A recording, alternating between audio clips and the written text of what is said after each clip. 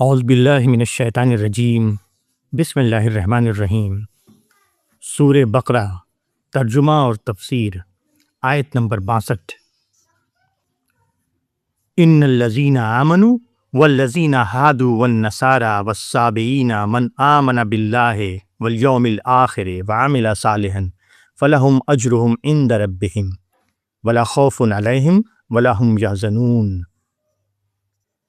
اس آیت کا ترجمہ ہے، یوں ہے کہ جو لوگ ایمان لائے اور جو لوگ یہودی ہوئے اور نصارہ اور صابی، ان میں سے جو شخص ایمان لایا اللہ پر اور آخرت کے دن پر اور اس نے نیک کام کیا تو اس کے لیے اس کے رب کے پاس اجر ہے اور ان کے لیے نہ کوئی ڈر ہے نہ وہ غمگین ہوں گے۔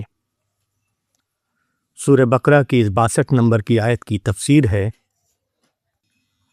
آیت میں 4 گروہوں کا ذکر ہے۔ ایک مسلمان جو حضرت محمد صلی اللہ علیہ وسلم کی امت ہیں، دوسرے یہودی جو اپنے کو حضرت موسیٰ علیہ السلام کی امت کہتے ہیں، تیسرے نصارہ جو حضرت مسیح علیہ السلام کی امت ہونے کے دعوے دار ہیں، چوتھے صابی جو اپنے کو حضرت یحییٰ علیہ السلام کی امت بتاتے تھے اور قدیم زمانے میں عراق کے علاقے میں آباد تھے۔ وہ اہل کتاب تھے اور کعبہ کی طرف رخ کر کے نماز پڑھتے تھے، مگر اب صابی فرقہ ختم ہو چکا ہے، دنیا میں اب اس کا کہیں وجود نہیں۔ یہاں مسلمانوں کو الگ نہیں کیا ہے، بلکہ ان کا اور دوسرے پیغمبروں سے نسبت رکھنے والی امتوں کا ذکر ایک ساتھ کیا گیا ہے۔ اس کا مطلب یہ ہے کہ گروہ ہونے کے اعتبار سے اللہ کے نزدیک سب برابر کا درجہ رکھتے ہیں۔ گروہ کے اعتبار سے ایک گروہ اور دوسرے گروہ میں کوئی فرق نہیں۔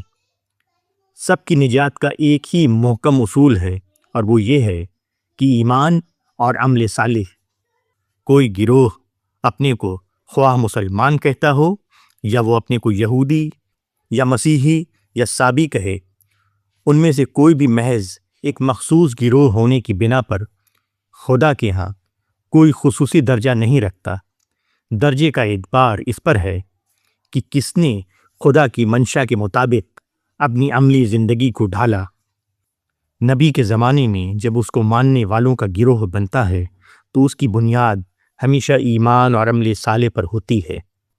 اس وقت ایسا ہوتا ہے کہ نبی کی پکار سن کر کچھ لوگوں کے اندر ذہنی اور فکری انقلاب آتا ہے، ان کے اندر ایک نیا عزم جاگتا ہے، ان کی زندگی کا نقشہ جو اب تک ذاتی خواہشوں کی بنیاد پر چل رہا تھا وہ خدائی تعلیمات کی بنیاد پر قائم ہوتا ہے۔